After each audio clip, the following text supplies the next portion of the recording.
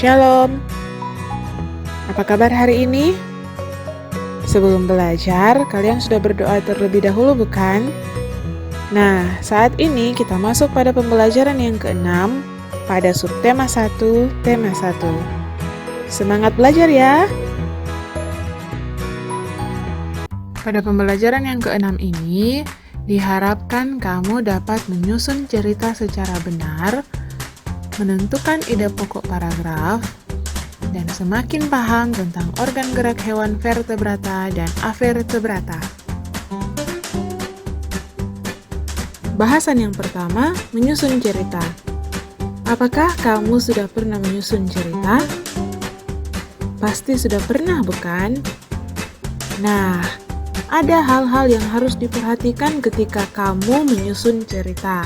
Di antaranya, yang pertama, kamu harus menentukan ide pokok terlebih dahulu. Setelah ide pokok kamu tetapkan, kamu dapat menambahkan kalimat-kalimat pengembang pada setiap ide pokok yang telah kamu tentukan. Nah, gabungan antara ide pokok dan kalimat-kalimat pengembang ini membentuk sebuah paragraf. Beberapa paragraf yang telah kamu susun dari ide pokok dan kalimat-kalimat pengembang membentuk sebuah cerita. Coba kamu perhatikan gambar. Hari menjelang sore. Sudah saatnya Edo kembali ke rumah. Namun, sebelum pulang Edo membantu Pak Rudi membersihkan kandang kelinci. Kandang kelinci dibersihkan untuk menjaga kesehatan kelinci. Dari gambar ini, ayo kita buat cerita tertulis. Ingat ya, di saat kamu menyusun cerita, terlebih dahulu kamu harus menentukan ide pokok. Dari gambar ini terlihat bahwa Edo sedang membantu Pak Rudi membersihkan kandang kelinci. Jadi, kita bisa menetapkan judulnya yaitu membantu Pak Rudi membersihkan kandang kelinci. Ayo kita tentukan ide pokok pada setiap paragraf. Berdasarkan gambar, bisa ditentukan ide pokok pada paragraf pertama yang akan kita buat adalah Pak Rudi memiliki kandang kelinci yang luas. Selanjutnya di paragraf kedua bisa kita tambahkan Edo selalu senang melihat kelinci-kelinci milik Pak Rudi. Paragraf ketiga, Edo membantu Pak Rudi membersihkan kandang kelinci. Dan paragraf keempat, kita bisa tutup dengan ide pokok membersihkan kandang kelinci sangat perlu dilakukan. Nah, tadi telah ditentukan ide pokok untuk 4 paragraf. Sekarang, saatnya bagi kita untuk menambahkan kalimat-kalimat pengembang dalam setiap paragraf. Kita mulai pada paragrafnya yang pertama. Ide pokok pada paragraf pertama yaitu Pak Rudi memiliki kandang kelinci yang luas. Bagaimana cara untuk memudahkan kita dalam menambahkan kalimat-kalimat pengembang? Cara mudahnya yaitu kita manfaatkan kata-kata tanya. Di antaranya apa, siapa, mengapa, di mana, bagaimana, atau kapan. Dari ide pokok pada paragraf 1 ini, kita bisa menggunakan kata tanya di mana. Nah, ide pokoknya tertulis Pak Rudi memiliki kandang kelinci yang luas. Kalau kita gunakan kata tanya di mana, berarti di mana letak kandang tersebut. Nah, jawaban dari pertanyaan ini dapat kita gunakan sebagai kalimat pengembang yang pertama. Dengan demikian, kalimatnya dapat kita tuliskan, kandang tersebut terletak di pekarangan belakang rumah. Selanjutnya, kalau kita bertanya siapa yang merawat kelinci? Nah, jawabannya adalah Pak Rudi. Dan dari jawaban ini dapat kita tambahkan kalimat pengembang selanjutnya, yaitu Pak Rudi sendirilah yang merawat kelinci. Dan selanjutnya, bagaimana keadaan kelinci-kelinci milik Pak Rudi? Nah, kelinci milik Pak Rudi sehat dan lincah, bukan? Jadi kalimat keempat dapat kita tambahkan, kelinci milik Pak Rudi sehat dan lincah semuanya. Nah, dari paragraf ke-1 ini telah terbentuk 4 kalimat. Kalimat pertama adalah ide pokok dan yang selanjutnya adalah kalimat-kalimat pengembang. Dengan demikian, isi dari paragraf pertama yaitu sebagai berikut.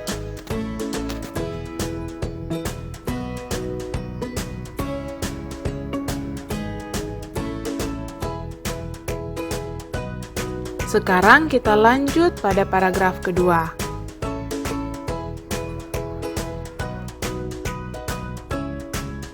Ide pokok paragraf kedua yaitu Edo selalu senang melihat kelinci-kelinci milik Pak Rudi. Bila diajukan pertanyaan, bagaimana kelinci-kelinci itu bergerak? Nah, kita dapat tambahkan pada kalimat kedua, kelinci-kelinci itu bergerak dengan lincah. Lalu, seperti apa gerakan kelinci itu? Nah, dapat kita tambahkan menjadi kalimat ketiga, yaitu gerakan kelinci melompat ke sana kemari kelihatan begitu menggemaskan. Di waktu yang bagaimana ya Edo mengunjungi rumah Pak Rudi? Nah, jawabannya kita jadikan kalimat keempat. Edo mengunjungi rumah Pak Rudi untuk melihat dan bermain dengan kelinci ketika tugas rumahnya telah selesai. Dengan demikian, isi dari paragraf kedua yaitu sebagai berikut.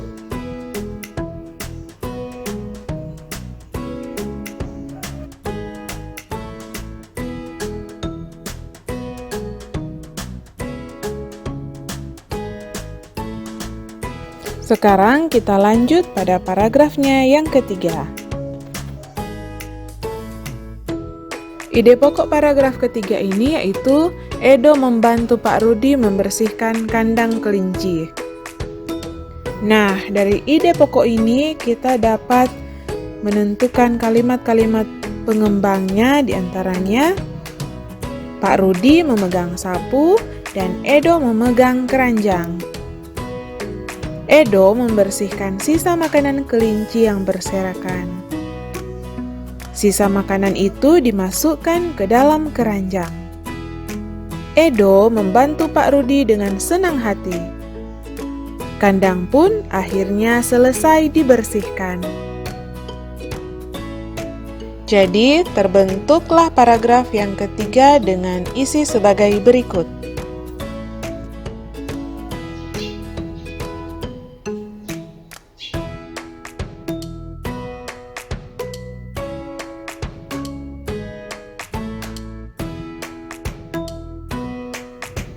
Kita lanjut pada paragrafnya yang keempat.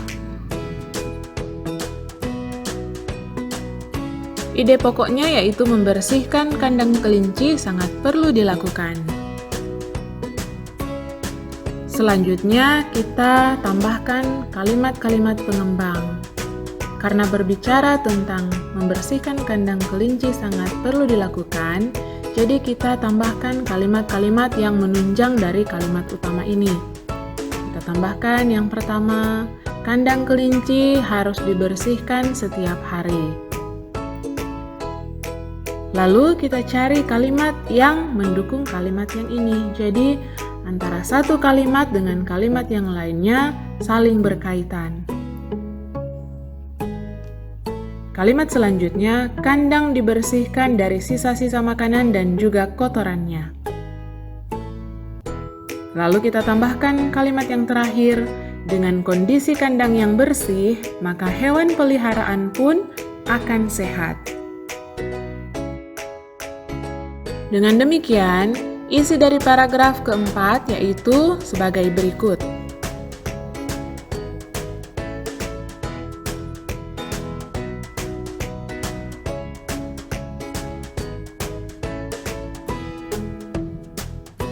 Jadi, paragraf demi paragraf telah tersusun berdasarkan ide pokok yang telah ditentukan tadi.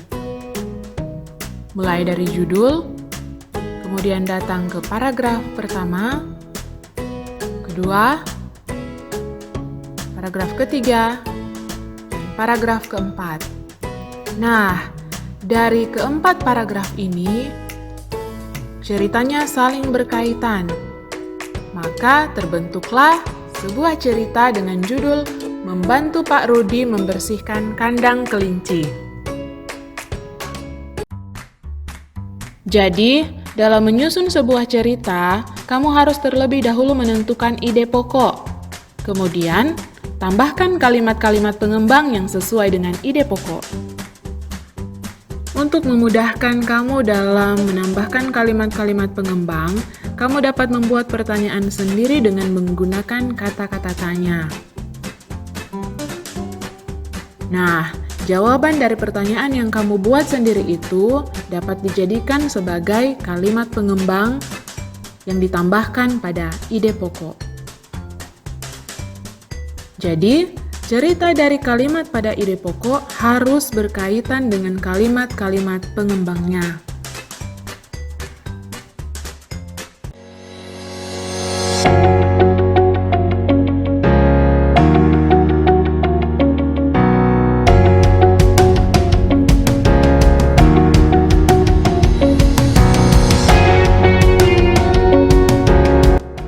Sekarang, ayo membaca. Pada pembelajaran sebelumnya, kamu telah mengetahui contoh hewan yang termasuk avertebrata, yakni siput.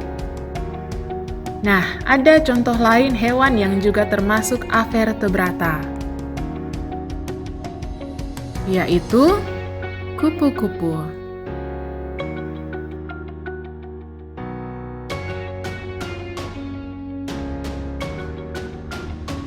Ayo kamu baca teks dengan judul Gerak Kupu-Kupu pada buku tema 1 halamannya yang ke-53. Kupu-kupu adalah hewan yang lucu, warnanya indah dan menarik. Banyak orang menyukainya. Dia terbang dan hinggap pada bunga-bunga. Badannya kecil, namun memiliki sayap yang lebar. Sukakah kamu pada kupu-kupu?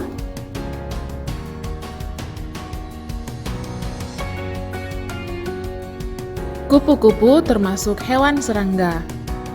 Kupu-kupu memiliki organ gerak yang sama seperti serangga-serangga lainnya. Salah satu organ geraknya yaitu sayap. Dengan sayap, maka serangga adalah satu-satunya hewan avertebrata yang bisa terbang. Coba perhatikan, cacing, ubur-ubur, dan siput juga merupakan hewan avertebrata. Tapi, hewan-hewan ini tidak memiliki sayap, berbeda dengan serangga-serangga yang memiliki sayap. Jadi, serangga adalah satu-satunya hewan avertebrata yang bisa terbang. Sayap kupu-kupu sebenarnya transparan, namun terlihat berwarna-warni karena perbedaan kecerahan pada setiap lapisan tipisnya. Kupu-kupu juga bisa terbang sejauh ribuan kilometer untuk mencari daerah yang hangat. Kupu-kupu tidak bisa terbang apabila suhu tubuhnya di bawah 30 derajat Celcius.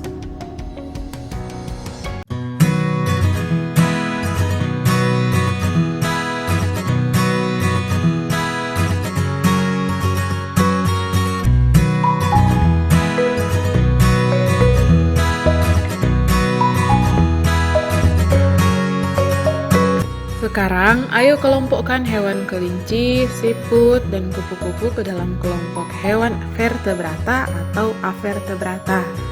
Kemudian, buatlah perbandingan antara hewan yang satu dengan hewan lainnya.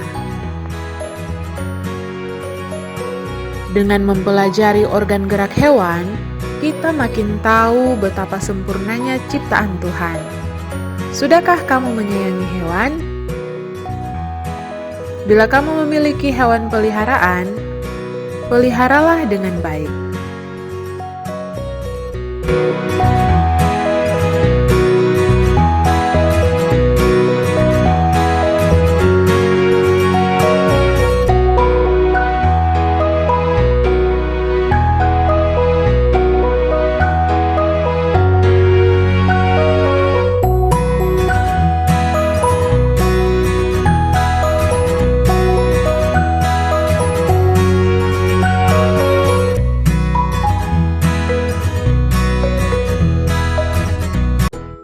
Demikianlah penjelasan tentang materi pada pembelajaran 6 di tema 1 subtema 1.